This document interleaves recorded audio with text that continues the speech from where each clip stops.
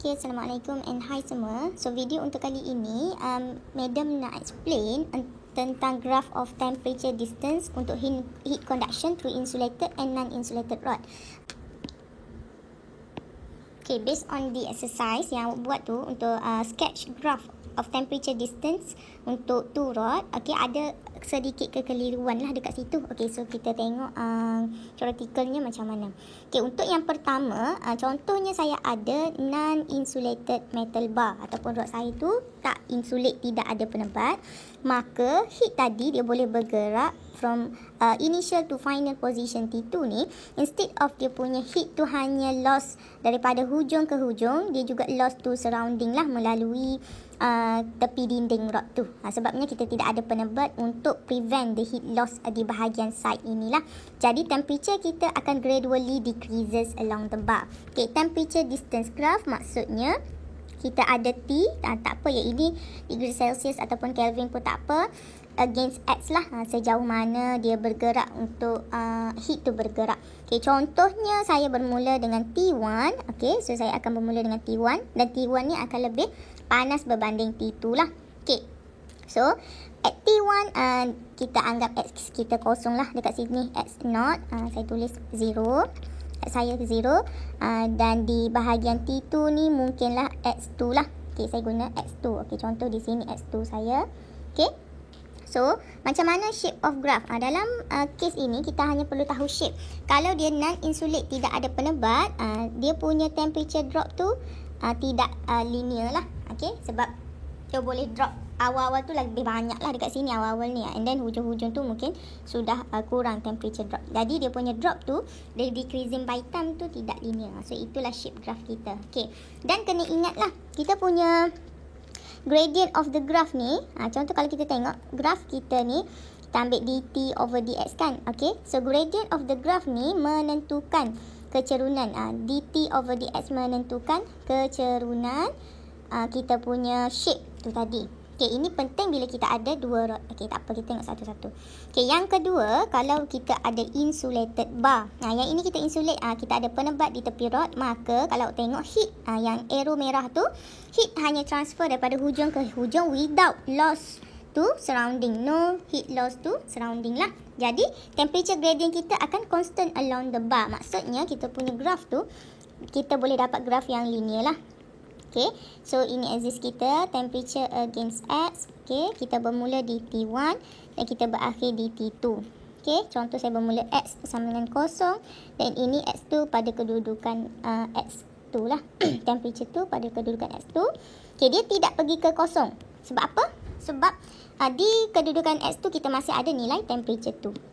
Okay, so yang ini memang linear lah. Ni straight line. Macam ni, jangan tersilap pula. Okay, so itu straight line. Ni linear graph, tapi linear yang menurun lah. Okay, so itu kalau kita ada insulator. Kalau insulate, kita punya decreasing linearly. Okay, so yang seterusnya. Okay, kalau kita ada dua rod, okay, temperature against distance. Okay, yang ini boleh jadi dua case lah. Untuk dua rod ni, boleh jadi kita ada case macam ni. Ada insulated dengan non-insulated. Okay, kita gabung sahaja dua rod tu. Tapi tengok dekat sini, KC is bigger than KD. Okay, kenapa penting nilai K ni? Okay, kalau kita tengok daripada rumus kita, dQ over dt equals to negative K A dt over dx.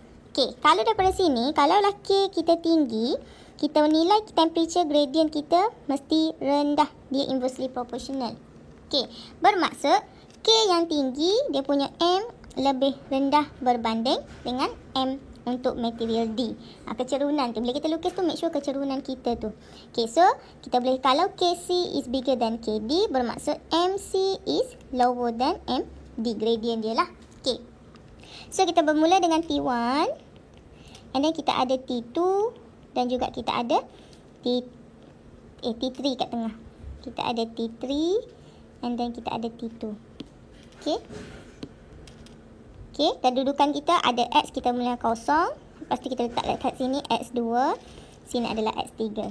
Tahu material C, gradient dia lebih kurang berbanding D lah.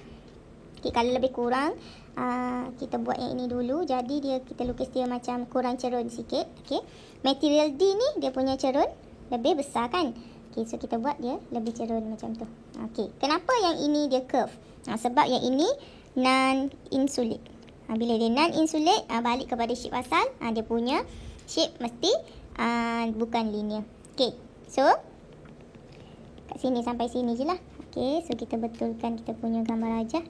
Kita nak make sure dia nampak cerun, lebih cerun berbanding 1 tu. Okey. So di sini kita ada X2, di sini kita ada X3. Okey, sketch and label graph to show variation of temperature distance along D and E. Okey, kalau kita tengok dekat sini nilai KD adalah K, KE adalah 2/3K. Kita tahu yang ini lagi kecil berbanding nilai D lah. KE lebih kecil berbanding dengan KD. Bermaksud gradient untuk D lebih besar lah berbanding gradient E. Okey. So maksudnya D lebih cerun berbanding E. Bila kita buat lukisan, kita kena make sure lah lukisan kita tu menunjukkan kecerunan tu berbeza. Untuk C ni, okey. So macam yang awak dah buat, semua orang betul dia punya axis tu. Okey, ini X. Okay, kalau awak tak nak salah di bahagian sketching tu, lukislah dulu sebelum buat numbering. Okey, dia kata D lebih cerun berbanding E. Okey, D ni bermula dengan 100. Kita ambil dulu 100 and then dia ke 80. Okey, kita lukis dulu dia punya line tu. Line dia saya nak lebih cerun. Okey, lebih cerun macam itulah. Okey, so saya pun masukkanlah. Okey, inilah 80 saya. So saya dah buat D. Then dia punya jarak daripada 100 ke 80 adalah 20 cm. Kalau awak guna sini 20, di sini kena letak cm lah. Jangan meter pula. Okey. E dia kurang cerun. So bila dia kurang cerun, kita lukis dulu dia kurang cerun. Macam nampakkan dia ada beza kecerunan di situ. Okey, saya guna warna lain lah untuk yang tu. Okey, contoh macam ni. Ni kurang cerun. Nampakkan beza kecerunan tu dekat situ. Okey, so janganlah sini 40. Sebabnya daripada 20, daripada 100, ni 100 ke hujung T. T yang kita dapat adalah T yang kita dapat adalah 20 cm. So kita lukis dia kurang cerun tapi logik sikit lah. Okey, so ke situ.